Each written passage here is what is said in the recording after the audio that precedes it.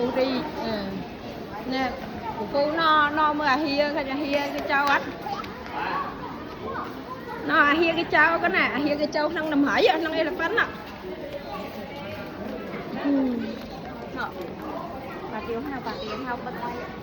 cái cháu đây cháu lọc lên cô lá ôn đẹp ơn không ba là Có từng thế. Để bánh đá lên.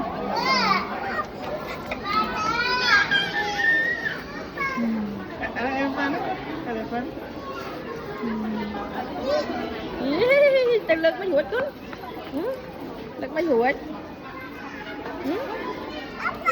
elephant cha nè elephant nè nè cái thật elephant nè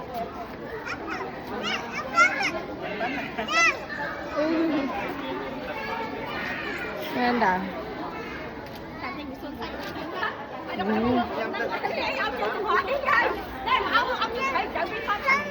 cơm gì hết trơn mà em cho coi đi tụi mình ngoại cho nuôi đó thằng nó ngoại cho nuôi mà mình lòng thấp á phải không đó cắt làm